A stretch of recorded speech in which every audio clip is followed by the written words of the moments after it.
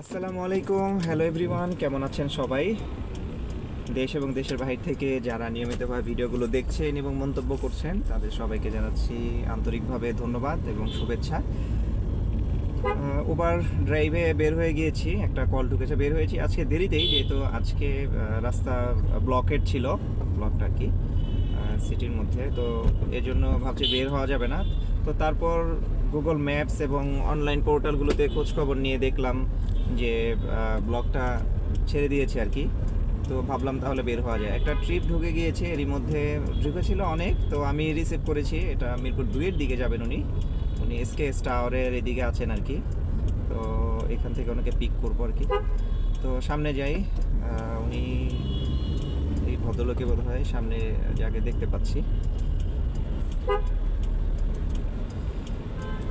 তো দেখি ওনাকে পিক করার চেষ্টা করি। তো আপনার একটু কষ্ট হলো আসতে, এই জন্য আসলে খুবই দুঃখিত। হ্যালো, না আমি যে আসতেছি সৈনিক ক্লাবে আসতেছি। হুম।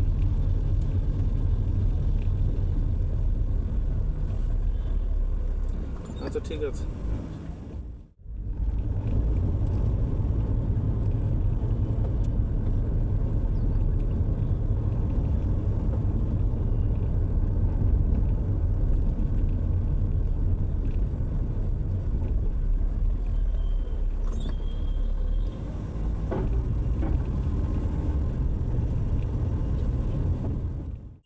তো আলহামদুলিল্লাহ একটা ট্রিপ কমপ্লিট করলাম। এখানে 420 টাকা ক্যাশ কালেক্ট করলাম। আমি মহাখালী এসকেএসের এখান থেকে আসতেন মিরপুর 6, এটা মিরপুর 6-এর এখানে। এখানে গাড়িটা রাখার তেমন স্পেস পাচ্ছি না, তো সামনে গিয়ে আবার ট্রিপের জন্য ওয়েট করি। যদিও অনলাইনে আমি আছি, এই ট্রিপটা খুব একটা সময় লাগেনি। আজকে ভেবেছিলাম রাস্তায় মিরপুর 10-এ অনেকক্ষণ আটকে থাকতে হবে, তবে আজকে অনেকটা গোছানো অবস্থা ছিল। ট্রাফিক সিগন্যাল এখানে দেখলাম বেশ সুন্দরভাবেই ট্রাফিক মেনটেনেন্স করলো। আর যে ভদ্রলোক ছিলেন ওনার সাথেও বেশ গল্প হলো পুরোটা রাস্তায়, একদম ফুললি পুরোটা রাস্তায়। উনি একজন বাংলাদেশ আর্মি পার্সন, উনি নাম পরিচয় গোপন থাকুক, খুবই ভদ্রলোক। ওনার সাথে অনেক ডিসকাশন হলো, মাশাআল্লাহ খুবই চমৎকার বিহেভিয়ার। দেশের পটভূমি এগুলো সব কিছু নিয়ে মোটামুটি টুকটাক একটু কথাবার্তা হলো, বেশ ভালো লাগলো আর কি। তো পরের ট্রিপের জন্য ওয়েট করি, আপডেটের জন্য সাথে থাকি। তো আলহামদুলিল্লাহ এখন যেখানে আছি মূলত একটা রেস্টুরেন্টের সামনে, ক্রাঞ্চ সারা ফ্রাই বাকেট এমন একটা জায়গায়। এখানে ওয়েট করছিলাম, মাত্রই আজকে ট্রিপের জন্য ওয়েট করছিলাম। এখানে একটা ট্রিপ ঢুকে গেল। তো এটা যে ভদ্রমহিলা কল দিলেন, তিনি যাবেন মিরপুর DOHS এর কোনো একটা এভিনিউতে, তো সেই জন্য অপেক্ষা করছি, উনি নামছেন আর কি।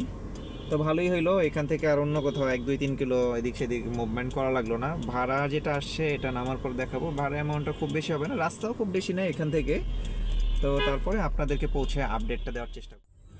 এখন এই মুহূর্তে মিরপুরের ভেতরের দিকেই আছি, আবার সেকেন্ড ড্রপ অফ পয়েন্টের দিকে এগিয়ে যাচ্ছি।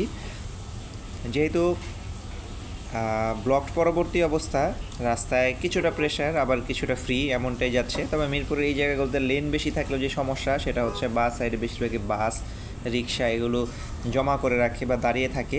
আর ডান পাশে বলতে গেলে শুধু এই লেনটাই, ফার্স্ট লেনটাই শুধুমাত্র চালু থাকে। এটা আসলে খুবই বিড়ম্বনা। আবার ফার্স্ট লেন অনেক সময় দেখা যায় ইউটার্ন থাকে, ইউটার্নের জন্য তখন আর ফার্স্ট লেনও ব্লক হয়ে যায়। সব মিলিয়ে আসলে এই রোডগুলোতে মানে এত অশান্তি নিয়ে চালাতে ইচ্ছা করে না, তারপর আসলে ড্রাইভ করতে হয়। তো চলেন যাওয়া যাক। আলহামদুলিল্লাহ আমার সেকেন্ড ট্রিপটাও শেষ হয়েছে। তো মিরপুর 6 নম্বর থেকে মিরপুর DOHS এখানে আসলাম। এখানে 270 টাকা ভাড়া পেয়েছি, বা ট্রিপ এসছে এখানে। এখন DOHS এর মধ্যেই একটা জায়গায় একটু দাঁড়াবো, দেন তারপরে দেখি এখান থেকে কোথায় ট্রিপ আসে সেটার জন্য ওয়েট করব। বৃষ্টি শুরু হয়ে গিয়েছে এর মধ্যে, রাস্তাও খোলা হয়ে যাচ্ছে, কতটুকু দেখা যাচ্ছে এমনিতেই এলাকাটা একটু অন্ধকারাচ্ছন্ন। তো পরের ট্রিপের আপডেটের জন্য সাথেই থাকবেন কাইন্ডলি। আলহামদুলিল্লাহ আরেকটা ট্রিপ অ্যাকসেপ্ট করেছি। এর মধ্যে আসলে ওইভাবে ট্রিপ ঢুকেনি, আমারও আসলে প্রচণ্ড ক্ষুধাও পেয়েছিল, পরে 1 কাপ চা আর 2টা পুরি খেলাম। তো ইসিবির সামনে থেকে মিরপুর ডিএইচএসে কিছুক্ষণ ছিলাম, বাট চা খাওয়ার ব্রেক নেওয়ার জন্য বের হয়েছিলাম, তখন সেখানে আর কি একটু রাস্তাকে ভুল করে ফেললাম, ওদিক দিয়ে ঢুকতে হয় কিনা।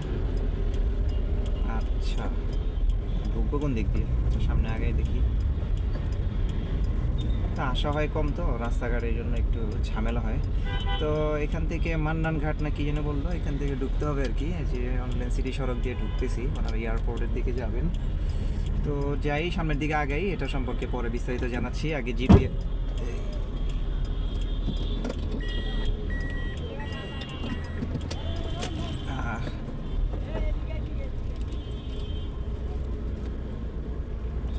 তো অসতর্কতাবশত একটু ঢুকে গেছিলাম। আসলে আমার গাড়িটা নিচু, তো নিচু হওয়ার কারণে দেখা যায় একটু বেজে যায়। তো যেটা বলছিলাম, তো যাই ওনাদেরকে পিক করি, তারপর আপনাদেরকে জানাই।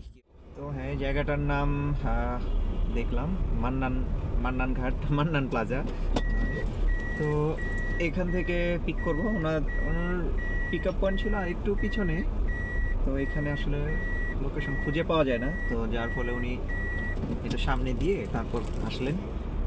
তো এখান থেকে পার্কিং প্লেসটা মানে এত ন্যারো স্পেস যে একবারে ঘোরানো যাচ্ছে না। তো যেই ওনাদেরকে নিয়ে এয়ারপোর্টে যাব আর কি। তো এখন এখানে অপেক্ষা করি। এখানে বেশ কিছুক্ষণ অপেক্ষা করছি, ওনারা এখনও নামছে না।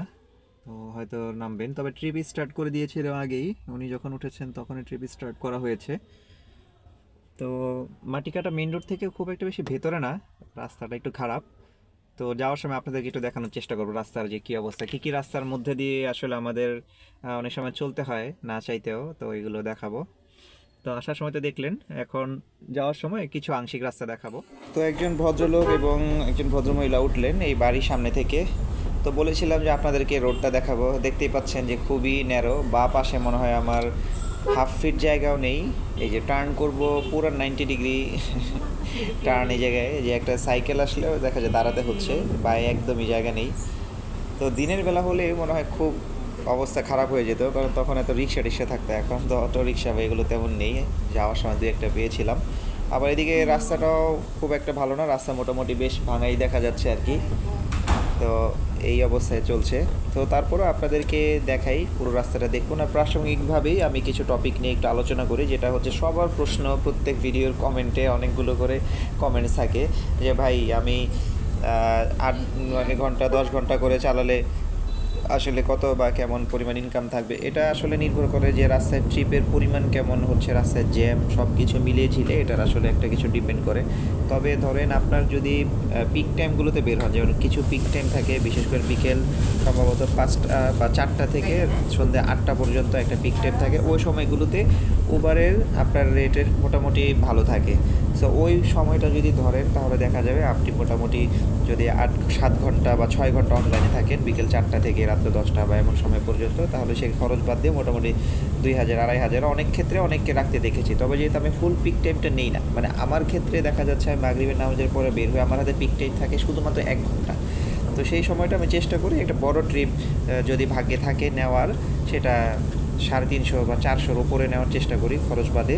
তো দেখা যায় তারপর আমি একটু লেট নাইট করে ধীরে ধীরে ট্রিপগুলো নিই। তো সেই ক্ষেত্রে মিলিয়ে আমার টার্গেট করি যে আমি সব খরচ বাদ দিয়ে 1000 থেকে 1500 টাকা আমি নিয়ে ব্যাক করবো, এমনটা টার্গেট করে আমি ট্রিপগুলো কমপ্লিট করার চেষ্টা করি। সো সেই হিসেবে যদি আপনারা চিন্তা করেন যে মান্থলি যদি আপনারা 22 দিন বা 26 দিন যদি বের হন, বা 4 দিন আপনারা ছুটি কাটান বা রেস্ট নেন, তাহলে কিন্তু দেখা যাবে আপনার মান্থলি একটা ভালো অ্যামাউন্ট দাঁড়াচ্ছে। এটা কিন্তু শুধুমাত্র ইভিনিংয়ের হিসাব, হ্যাঁ, হাফ বেলা হিসাব বলা যায়। আর যদি সকালের পিক টাইমটা আপনারা কাভার করেন, যেমন সকালের পিক টাইমটা শুরু হয় সম্ভবত 7টা থেকে 9টা বা 10টা হতে পারে, ভুলে গিয়েছি।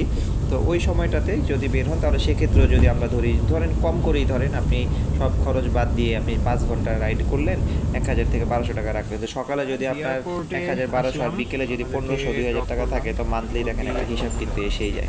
ছিলেন তো বেশি সময় লাগেনি, রাস্তা ফাঁকা ছিল। সময় লেগেছে এয়ারপোর্টের এই র্যাম্পে উঠাতে আর কি, ইন্টারন্যাশনাল ফ্লাইটে ওনারা যাবেন আর কি। তো এই জায়গাটাতে এত বিজি থাকে এখন, মানে এত গাড়ির প্রেশার। তো তো এখানে আমার ফেয়ার আসছিল 374 টাকা সামথিং, মানে 375। তো উনি আমাকে 400 টাকা অ্যাডজাস্টমেন্ট করে দেয় আর কি, টিপস বলা যায়। তো এখন এখানে আর ওয়েট করব না, কারণ এখানে প্রচুর পরিমাণ উবার এক্সের গাড়ি বা প্রিমিয়ারের গাড়িগুলো ওয়েটে থাকে, এখানে দাঁড়ানো যায় না, কেস দিয়ে দিতে পারে। নর্মালি দাঁড়াবো না, আমি আস্তে আস্তে করে এগিয়ে উত্তরের দিকে বের হয়ে যাই, ওইখানে গিয়ে একটু বসি, ট্রিপের জন্য ওয়েট করি।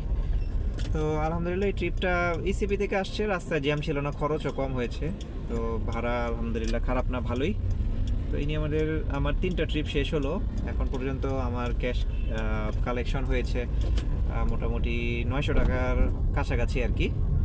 তো যাই সামনের দিকে, অ্যাকসেপ্ট করলাম। অনেকক্ষণ যাবতই মোটামুটি অপেক্ষা করছিলাম, তো অপেক্ষা করতে এর মধ্যে আসলে মিরপুরের সাইডে কোথাও আর কি হয়তো বা যাবে খুব সম্ভবত।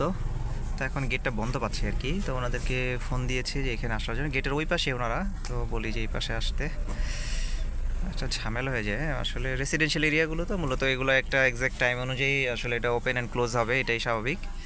দেখি ওনাদেরকে আবার একটু কন্ট্যাক্ট করার চেষ্টা করি। তো আমার সর্বশেষ ট্রিপটি নিয়ে, মানে এটা আমি নিয়ত করেছি চলে যাব, আর বেশি দেরি করবো না। গাড়িতে যদিও পর্যাপ্ত গ্যাস আছে, বাট আমি আর ট্রিপ নিব না, অনেক রাত হয়ে গিয়েছে, যেহেতু আজকে দেরিতে বের হয়েছি। এখন এই ট্রিপটি আমি উত্তরা থেকে গরিবে নেওয়াজ এভিনিউ থেকে, যেটা এখান থেকে যাচ্ছি ঢাকা ক্যান্টনমেন্টের মধ্যে। এখানে একজন ফ্যামিলি উঠেছেন, ছোট্ট একটি বাচ্চা আছে, বাচ্চারা কথা বললে টুকটাক করে, শুনতে বেশ ভালোই লাগছে। পুরো রাস্তাটা এসে অনেক কথা বলেছে তার বাবা মায়ের সাথে। তো আমিও মিস করছি আমাদের টিম জমজ, রোজাইরা, আরহাম, টিম বেজি, সামিহা, রাফসান, স্যারা, সবাইকে। তো অনেক দিন ওদের সাথে দেখা হয় না, তো বাচ্চাদের সাথে বা বাচ্চারা যখন গাড়িতে ওঠে তখন ওদের কথা বেশ মনে পড়ে। তো এই ট্রিপ ফেয়ারটা কত টাকা আসে এটা আমি আপনাদেরকে স্ক্রিনের শেষে দেখিয়ে দেওয়ার চেষ্টা করব।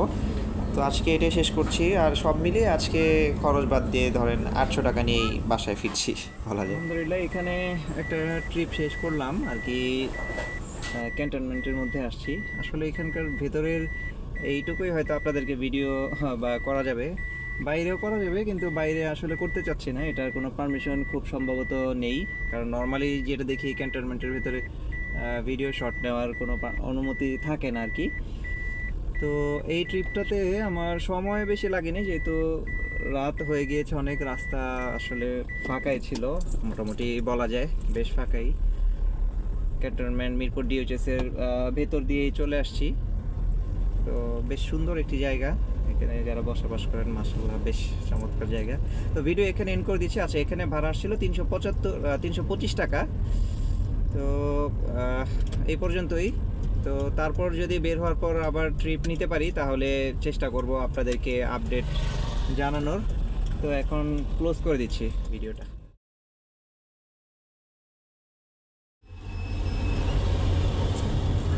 তো আলহামদুলিল্লাহ আজকের মতো শেষ করছি এখানে রাইড, এখন বাসায় ফিরে যাচ্ছি। মোটামুটি আজকে অনেক সময় রয়েছিলাম, অনেক সময় বলতে বেরও হয়েছি আজকে দেরিতে, 8:30টায় মোটামুটি তো মনে প্রথম ট্রিপ স্টার্ট করলাম।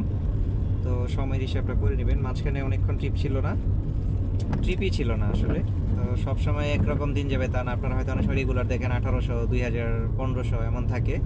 তো আজকে আমার কাজ হয়েছে, এরই মধ্যে ট্রিপ ঢুকছে, বাট এখন আর ট্রিপ নিব না, এখন বাসায় চলে যাব, খুব ক্ষুধা পেয়ে গেছে।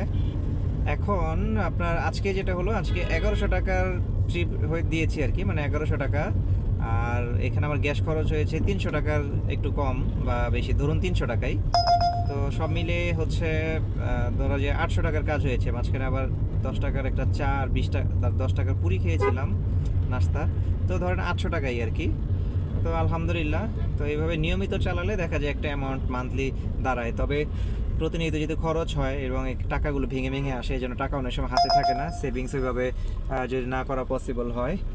গ্যাস পাম্প খালি আছে মোটামুটি, গিয়ে গ্যাস যতটুকু শেষ, আজকে ফুল গ্যাস নিব না আগামীকালের জন্য, আগামীকাল কম গ্যাসে নিব, 300 টাকার গ্যাস নিব। তো এখনও গাড়িতে ভালোই পরিমাণ গ্যাস আছে, যেহেতু আজকে চালানো হয়নি। আর আসার সময় যে ট্রিপটা একটু আগে যেটা দেখলেন, এটাতে যাত্রী কিছু দূর আসার পর বলতেছে এসি বন্ধ করে দিতে, তার ঠান্ডা লাগছিল, তো এক্ষেত্রেও কিছু সেভ হয়েছে।